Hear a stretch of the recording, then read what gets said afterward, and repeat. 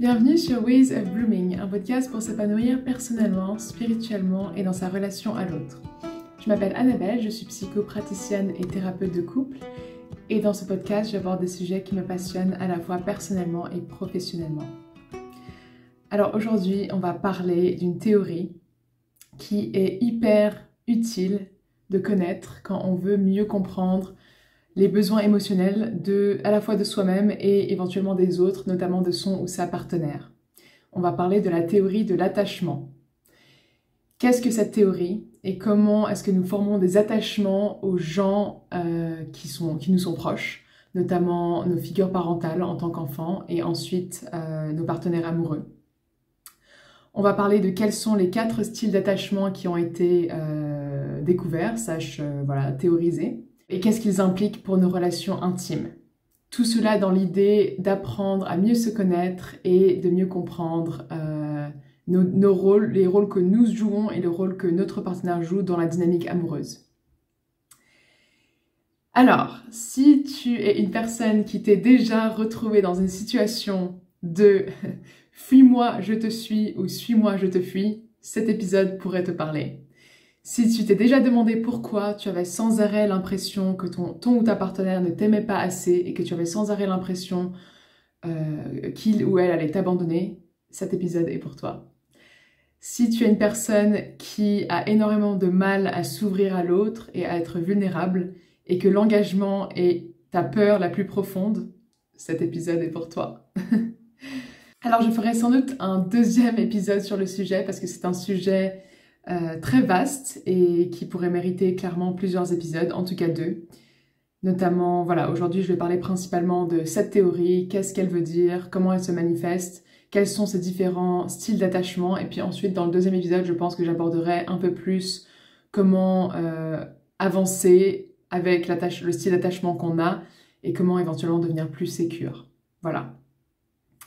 Alors, la théorie de l'attachement est une théorie qui a été développée dans les années 50 par un psychiatre et psychanalyste britannique qui s'appelle John Bowlby. Il a théorisé en fait comment le lien qu'un enfant va former avec ses figures parentales va énormément influencer ses liens sociaux, notamment ses liens amoureux, durant le restant de sa vie. Et en fait, il a observé que les enfants qui étaient séparés de leurs parents, notamment durant la Seconde Guerre mondiale, développaient des troubles émotionnels extrêmement profonds.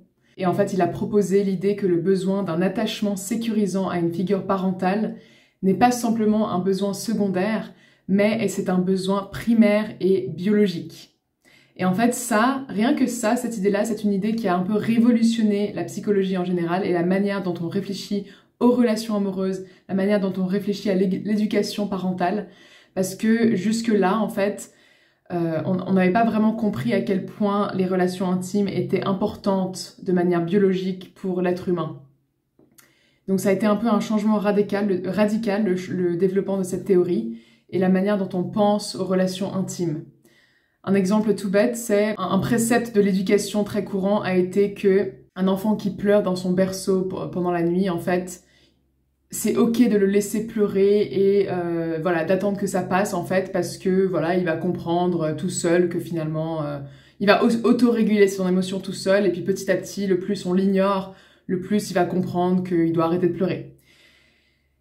Et donc ça, c'est l'opposé en fait du prisme de l'attachement parce qu'à travers le prisme de l'attachement, on comprend qu'en fait un enfant a énormément biologiquement besoin de se sentir sécurisé dans la relation avec son parent.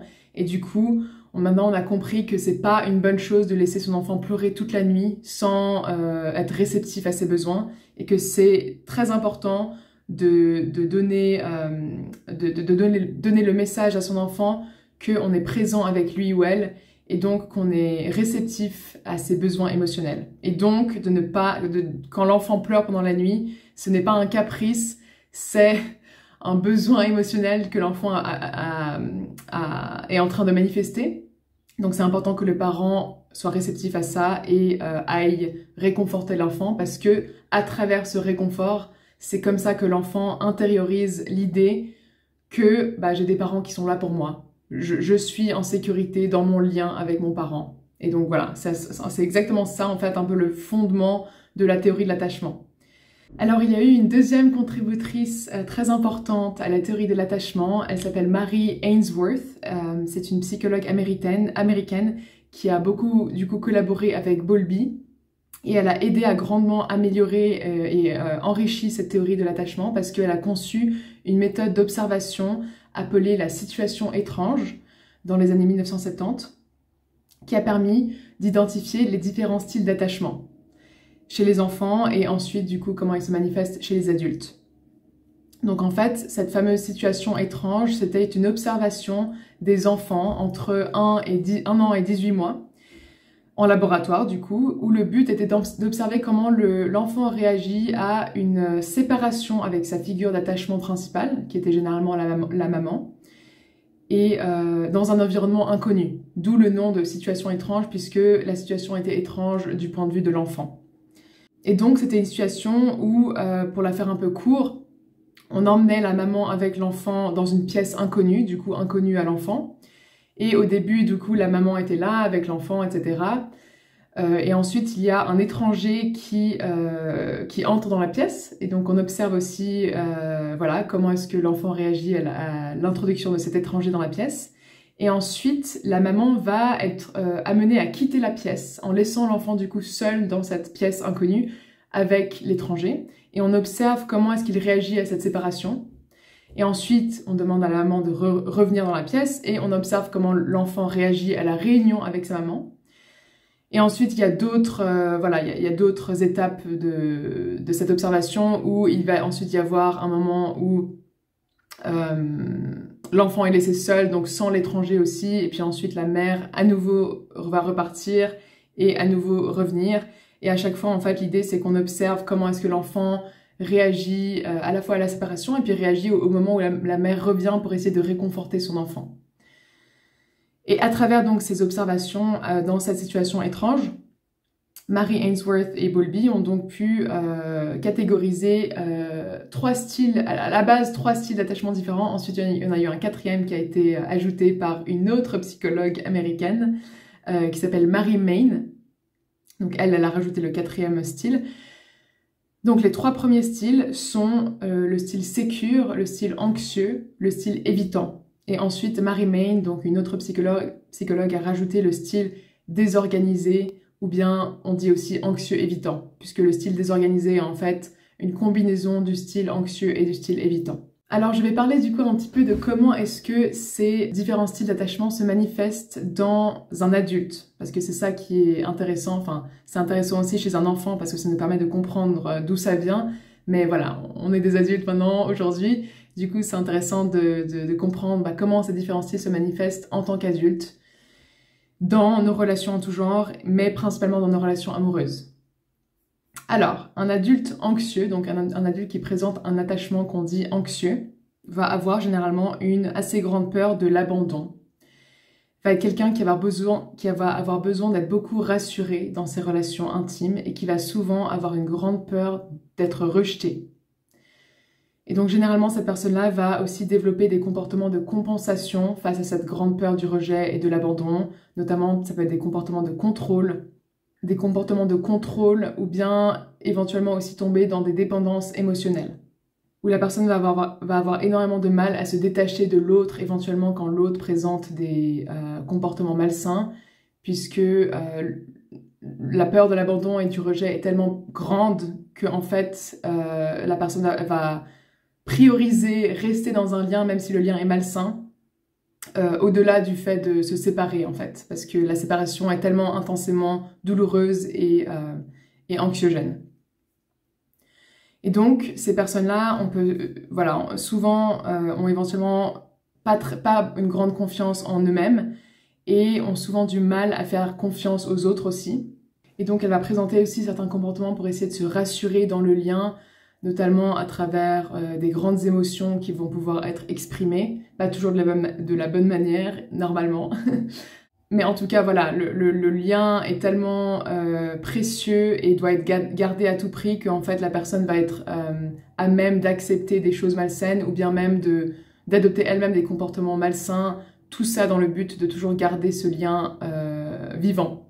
Voilà, et ensuite, en deuxième lieu, un adulte qui présente un style d'attachement plus évitant.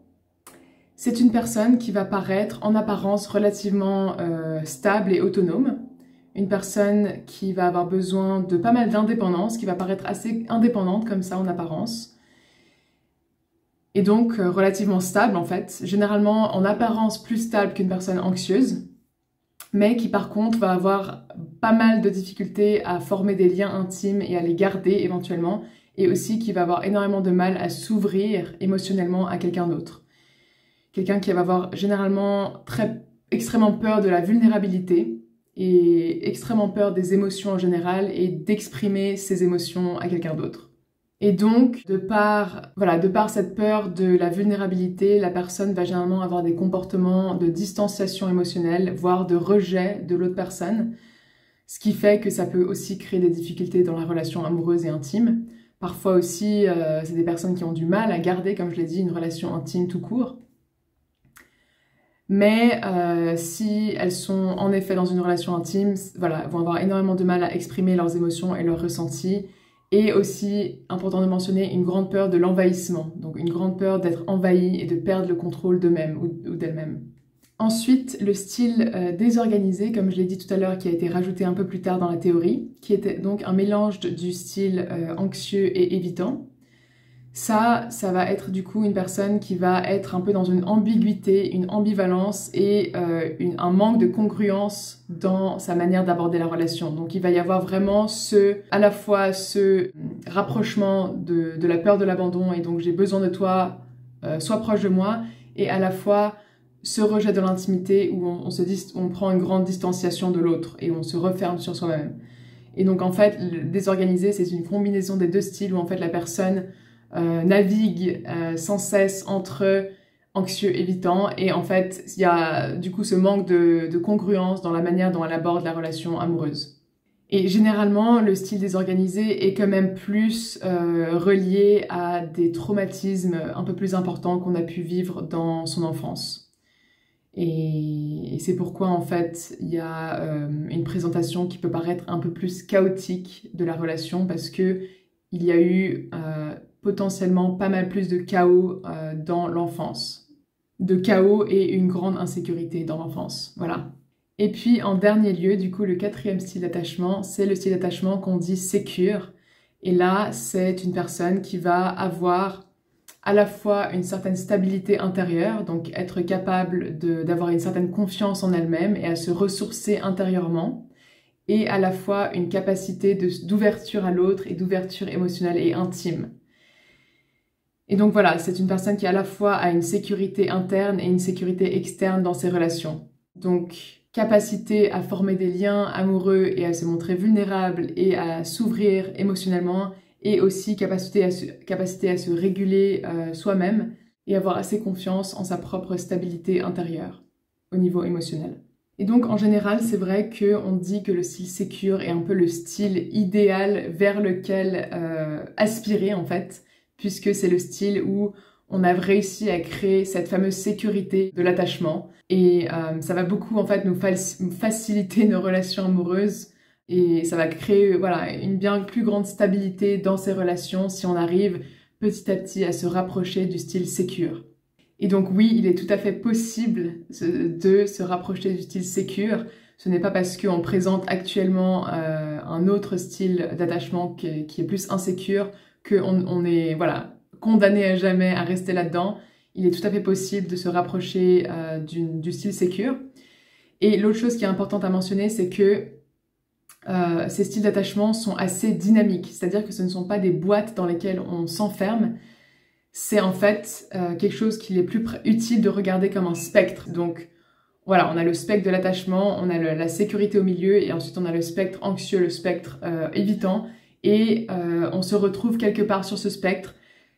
Voilà, c'est beaucoup plus utile de le voir comme ça parce que sinon c'est encore un autre label, une autre boîte dans laquelle on s'enferme, et la vérité c'est que ce sont des styles dynamiques, donc c'est pas quelque chose dans lequel on est enfermé, c'est quelque chose qui peut évoluer avec le temps, qu'on peut guérir avec le temps, qu'on peut améliorer avec le temps. Et aussi, c'est assez intéressant parce que selon les relations dans lesquelles on se retrouve, on peut présenter un autre style. d'attachement. Donc il est tout à fait possible de se sentir un peu plus évitant avec ses parents par exemple, et un peu plus anxieux dans sa relation intime. Donc c'est pas quelque chose qui est entièrement fixe et rigide, c'est vraiment quelque chose que j'aime observer comme quelque chose de dynamique, qui peut évoluer, qui peut changer, mais qui ne reste pas moins que c'est utile d'avoir un peu cette catégorisation parce que ça permet de mieux se comprendre et mieux comprendre les autres. Alors je vais partir maintenant sur des exemples un peu plus concrets de comment est-ce que ces styles d'attachement peuvent se manifester dans la vraie vie, dans une vraie dynamique de couple. Et je vais donc donner des exemples absolument fictifs de deux personnes que j'ai inventées de toutes pièces. Et je vais raconter un petit peu qui sont ces deux personnes-là et comment est-ce qu'elles se mettent ensemble et ensuite quelle est leur dynamique de couple et comment est-ce qu'on retrouve cette dynamique de anxieux évitant dans ce couple-là. Parce que je pense que ça va donner une présentation un peu plus concrète de à quoi ça peut ressembler ces différents styles d'attachement. Voilà, alors j'aimerais te présenter Amanda. Amanda est une fille très solaire, une fille passionnée par la musique, elle joue au violon. Et Amanda est une fille qui a grandi sans père, car son père vivait très loin à l'étranger et il n'a pas du tout été présent dans la relation.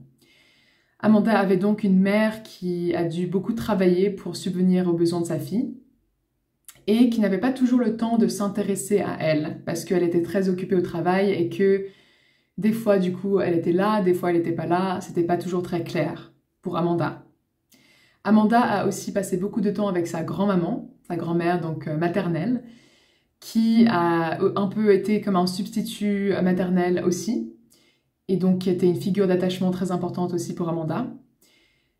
Mais malheureusement, la grand-mère d'Amanda est décédée quand Amanda avait 10 ans. Donc voilà, ça a été une grosse perte pour elle à ce moment-là et très difficile. Et cela a réouvert notamment la blessure d'abandon que Amanda avait déjà vis-à-vis de son père. Donc Amanda est très proche de sa mère, puisque c'était vraiment sa figure d'attachement principale qui est restée en vie du coup aussi durant toute sa vie. Mais voilà, comme je l'ai dit, la maman d'Amanda était pas mal occupée au travail puisqu'elle était mère seule qui s'occupait de sa fille et donc il y a eu cette inconsistance dans la manière dont elle s'est occupée de sa fille. Donc à travers le prisme de la théorie de l'attachement, on observe plusieurs choses dans ce que je viens de décrire avec Amanda. On observe déjà, donc comme je l'ai dit, une mère qui présentait une réceptivité émotionnelle inconsistante puisqu'elle était... Voilà, c'était pas de sa faute, hein, absolument pas de sa faute. Elle a dû prendre soin de sa fille sans l'aide du papa. Mais du coup, ça s'est manifesté comme une présence inconsistante pour Amanda. Puis, il y a eu l'absence de son père, malgré le fait qu'il était toujours vivant, donc qui a été perçu comme un abandon par Amanda, surtout en tant que petite fille. Voilà, c'était pas facile pour elle de comprendre pourquoi est-ce que mon papa ne veut pas s'occuper de moi, pourquoi est-ce qu'il n'est pas là. Et donc, voilà, ça a été enregistré pour Amanda comme un abandon, qui ensuite a été réouvert par la mort de sa grand-maman, qui a été aussi une figure d'attachement importante pour Amanda. Et du coup, ça a réappuyé sur cette blessure et refortifié en fait cette blessure de l'abandon que Amanda a vécue. Voilà pour la présentation d'Amanda. Et maintenant, j'aimerais que tu rencontres Jérôme. Jérôme est un jeune homme charismatique, étudiant en médecine. Et Jérôme était l'aîné d'une fratrie de 4 enfants. Il a grandi dans une famille plutôt aisée financièrement. Et il a toujours été l'enfant assez modèle et sans problème en apparence, car ses frères, notamment plus jeunes, faisaient pas mal de bêtises à l'école et avaient des difficultés scolaires, ce qui fait que les parents étaient un peu plus focalisés sur les autres frères de la fratrie. Le papa de Jérôme travaillait beaucoup, car voilà, il était le provider principal au niveau financier, et donc le papa n'était pas extrêmement présent émotionnellement. Et puis la maman de Jérôme était plus présente, mais malheureusement, elle a traversé un état dépressif, notamment entre les 8 ans et 14 ans de Jérôme, ce qui fait que du coup, elle était aussi moins présente durant cette période-là, car elle avait des problèmes de santé mentale. Et cela a aussi, toute cette dynamique familiale a aussi fait que Jérôme s'est senti un peu responsable en fait de prendre un rôle de parent substitut pour ses frères et sœurs plus jeunes. Et donc il a un peu pris ce rôle finalement de frère aîné modèle qui prend soin de ses frères et sœurs cadets et qui finalement met un peu ses besoins de côté pour jouer ce rôle-là. Et donc les observations qu'on peut faire du point de vue du prisme de l'attachement pour Jérôme, c'est que inconsciemment, Jérôme a décidé de devenir, comme je l'ai dit, l'enfant sans problème et modèle pour éviter d'être un fardeau pour ses parents, puisqu'il s'est rendu compte que sa mère avait traversé un état dépressif difficile et du coup, il a intériorisé l'idée que je ne veux pas être un fardeau additionnel.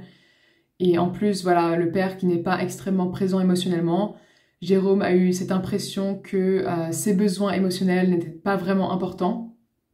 Et il a pris ce rôle voilà, de parent de substitut en devenant indépendant très tôt.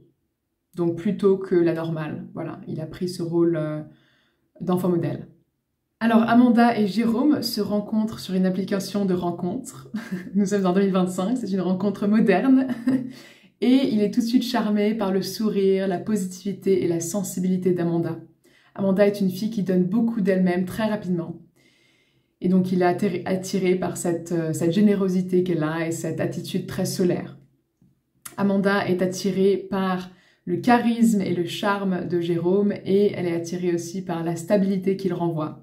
Et elle le trouve voilà, mystérieux et drôle. Ils se mettent ensemble très rapidement, car tous les deux sont tout de suite très attirés l'un par l'autre. Et voilà, au début, il y a une grande passion qui se forme entre deux, qui va durer plusieurs mois. Et ça va être un peu voilà, la période passionnelle, où ils ont vraiment cette énorme attirance et ils ont l'impression que tout va super bien.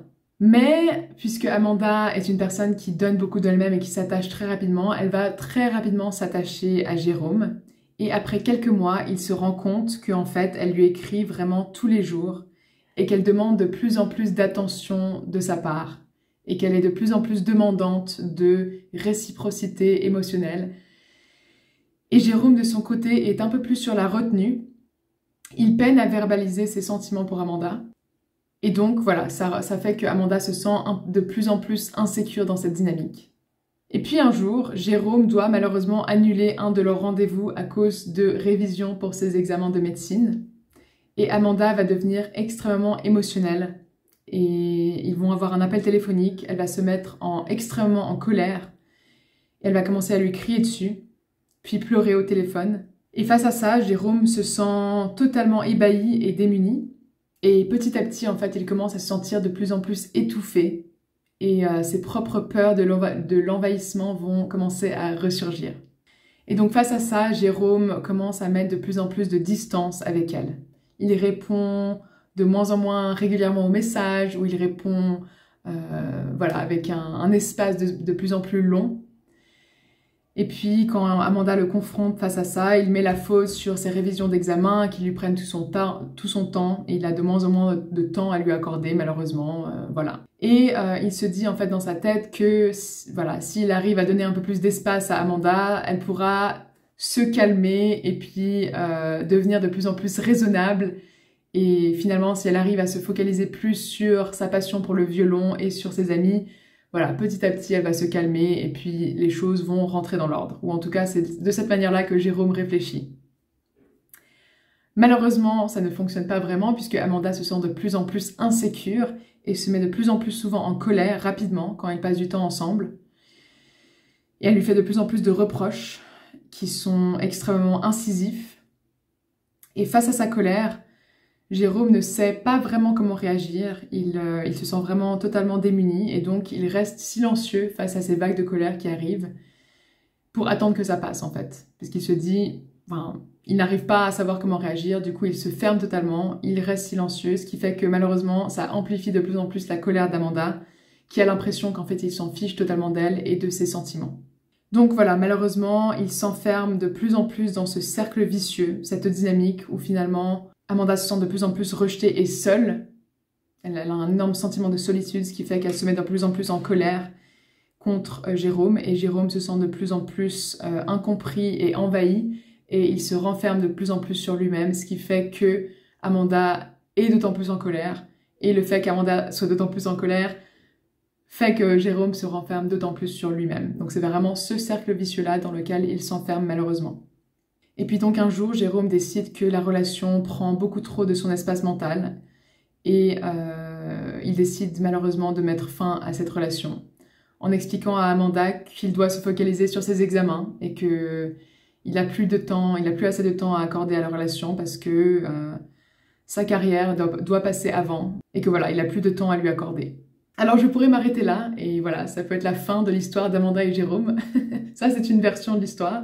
Une autre version de l'histoire est une version où, voilà, quelques mois ont passé, ils ont tous les deux souffert, et puis un jour, par hasard, ils se retrouvent dans une même soirée, et puis ils se retrouvent, la passion reprend le dessus, ils sont à nouveau extrêmement attirés l'un par l'autre, ils décident qu'ils se sont beaucoup manqués, et ils se remettent ensemble. Et à nouveau, pendant un certain temps, c'est génial, la passion est très présente, beaucoup d'attraction physique et sexuelle, c'est génial. Sauf que petit à petit, malheureusement, le même schéma se met en place où Amanda a la sensation d'être rejetée et de ne pas recevoir assez de rassurance émotionnelle de Jérôme. Jérôme commence à se sentir envahi et incompris et il se renferme à nouveau dans ce cycle où les deux se sentent mal et ne comprennent pas du tout la réaction de l'autre. Et en fait, dans cette dynamique-là, ce qui se passe vraiment, c'est que Amanda a la sensation de ne pas être assez bien pour lui. Elle a la sensation d'être constamment rejetée et elle a l'impression que ses émotions sont trop pour lui. Et elle se demande ce qui ne va pas chez elle. Et Jérôme, de son point de vue, a l'impression d'être fondamentalement incompris. Il a l'impression que ses besoins ne sont pas respectés et qu'il est toujours responsable des émotions d'Amanda, sans avoir aucune place pour ses propres ressentis, qu'il garde bien cachés puisqu'il n'arrive pas vraiment à les verbaliser. Il se demande aussi si quelque chose cloche chez lui, puisque historiquement, il n'est jamais resté avec quelqu'un plus d'1 an. Elle paraît trop émotionnelle, et lui paraît trop froid et distant. Alors, qui a tort? Qui a raison? Est-ce que tu as une petite idée de cette réponse? Est-ce que tu t'es déjà fait une idée de avec qui est-ce que tu prends parti dans cette dynamique? Si on demande aux amies d'Amanda, elles diront que Jérôme est indisponible émotionnellement, qu'il utilise Amanda juste pour le sexe et qu'elle mérite mieux que lui. Si on demande aux amis de Jérôme, ils diront que Amanda est une fille trop compliquée, qui n'arrête pas de lui prendre la tête et qu'elle n'est jamais satisfaite de tout ce que Jérôme fait déjà pour elle. Et en fait, le fin mot de l'histoire, c'est qu'à travers le prisme de la théorie de l'attachement, ce n'est pas une question de qui a tort ou de qui a raison, mais en fait, quels mécanismes se sont mis en place pour que Amanda et Jérôme, malheureusement, tombent dans ce cercle vicieux et n'arrêtent pas de se déchirer et de se retrouver comme ça. Quels sont les besoins d'attachement et les besoins émotionnels qui se sont mis en place et qui sont présents dans leur dynamique, qui font qu'ils se retrouvent là-dedans. Parce que la vérité, c'est que si Jérôme comprenait véritablement Amanda, il comprendrait que ces pics intenses de colère contre lui sont en fait une manière pour elle d'essayer de se sentir proche de lui et de lui communiquer le désespoir qu'elle ressent face au sentiment de rejet et de distance qu'il lui communique inconsciemment. Et s'il comprenait vraiment Amanda, il comprendrait que ça appuie exactement sur cette fameuse blessure de l'abandon qu'elle a ressentie du point de vue de son papa et qu'elle a ressenti du point de vue de sa grand-maman qui est décédée, et qu'elle a aussi ressenti inconsciemment dans la dynamique avec sa mère qui était inconsistante. Et donc il comprendrait, s'il comprenait vraiment Amanda, qu'elle a ce fort besoin d'être rassurée et de se sentir en sécurité dans le lien, et que donc sa colère cache une grande vulnérabilité. Et de son côté, si Amanda comprenait vraiment Jérôme, elle comprendrait que le mur qu'il met entre eux est en fait une manière pour lui de se protéger, et que quand il reste silencieux, ce n'est pas du tout qu'il s'en fiche de ses émotions, mais qu'en fait, il se sent totalement dépassé et démuni, et qu'il se sent submergé par les émotions d'Amanda, qui lui font peur, et qu'il n'arrive pas à mettre des mots sur ses propres ressentis, ce qui fait qu'il s'enferme et qu'il se mure dans ce silence qui pour lui est bien plus confortable que l'expression émotionnelle. Et si Amanda comprenait véritablement Jérôme, elle comprendrait que cela appuie exactement sur ce sentiment qu'il a eu, qu'il devait toujours prendre soin des autres et qu'il n'y avait jamais de place pour ses propres ressentis à lui, et donc il n'a jamais eu l'occasion finalement d'avoir l'impression que ses émotions avaient de l'importance, et qu'il était bien plus à l'aise avec le fait d'être indépendant et d'être seul avec lui-même, et donc que les émotions lui font très peur, parce qu'il n'a jamais eu l'habitude qu'on s'intéresse aux siennes, et il n'a jamais eu l'habitude que de pouvoir être en sécurité avec le lien émotionnel. Alors si Amanda et Jérôme arrivaient à travailler sur leur dynamique relationnelle, et qu'ils arrivaient tous les deux à se rapprocher d'un style d'attachement plus sécure, une première étape serait déjà rien que de conscientiser tout ce que je viens de raconter, tout ce que je viens de dire, de conscientiser ces mécanismes dans lesquels ils tombent tous les deux malgré eux, qui sont des mécanismes tellement profondément ancrés qu'ils n'arrivent pas à s'en sortir en fait, parce que ça prend le dessus sans qu'ils le veuillent véritablement, en fait, ils tombent dedans. Et donc si chacun d'entre eux arrivait à se rendre compte déjà de voilà ma part de responsabilité dans cette dynamique, voilà exactement quels sont les comportements qui en fait appuient sur les blessures de l'autre, déjà ce serait un premier pas pour eux deux vers plus de sécurité et vers une guérison émotionnelle dans la relation. Alors évidemment, ça passe par plus que ça, de guérir ces schémas émotionnels et de se rapprocher du style d'attachement sécure. Et c'est pourquoi je vais parler exactement de ça dans le prochain épisode. Je vais parler de comment est-ce qu'on peut se rapprocher d'un style d'attachement plus sécure, comment est-ce qu'on peut guérir dans la relation émotionnelle. Et peut-être, je ne sais pas encore, peut-être que je vais même imaginer une séance de thérapie de couple avec Amanda et Jérôme pour donner un exemple, pour continuer sur cet exemple encore plus concret de ce schéma relationnel. Et je vais m'arrêter là pour aujourd'hui. Voilà, j'espère que cet épisode t'aura été utile et que tu as pu en apprendre sur qu'est-ce que c'est un style d'attachement. Comment est-ce que nous formons, voilà, selon comment on a été éduqués, selon notre lien avec nos figures parentales, comment est-ce qu'on a formé un style d'attachement spécifique qui ensuite va se manifester dans nos relations en tant qu'adultes, notamment nos relations amoureuses, mais pas que. En fait, dans toutes nos relations, que ce soit amicales, nos relations avec nos collègues ou nos parents. Bien que voilà, cela ressort d'autant plus fortement dans la relation amoureuse. Et puis, pourquoi est-ce que malheureusement, le « fuis-moi, je te suis-moi, je te fuis » est en fait simplement une manière dont les gens tombent dans ces cercles vicieux qui sont liés à des blessures émotionnelles et qui, inconsciemment, en fait, ils rejouent ces blessures-là dans la dynamique. Et puis, voilà, donc si jamais tu as des réflexions sur ce sujet-là, si jamais tu as des questions, si jamais il y a des choses qui ont résonné ou tu t'es retrouvé dans certaines des choses que j'ai décrites, je serais enchantée de les entendre en commentaire. C'est un vaste sujet, la théorie de l'attachement, et je pense que c'est un sujet qui vraiment est hyper utile de connaître quand on veut s'améliorer dans ses relations amoureuses, parce que vraiment, ça permet de vraiment comprendre à quel point le lien amoureux, le lien avec l'autre est un besoin fondamental. Rien que de comprendre ça, c'est déjà énorme, parce qu'ensuite, ça nous permet de comprendre pourquoi est-ce qu'on est tellement vulnérable dans nos liens avec les autres et dans nos liens amoureux. Pourquoi est-ce qu'en fait, ça appuie exactement sur des blessures et sur des schémas qu'on a vécu en tant qu'enfant. Voilà, donc si tu as apprécié cet épisode, je serais ravie aussi que tu puisses laisser 5 étoiles et voilà, que tu commentes si tu le souhaites. Merci beaucoup de ton écoute et à bientôt pour le prochain épisode.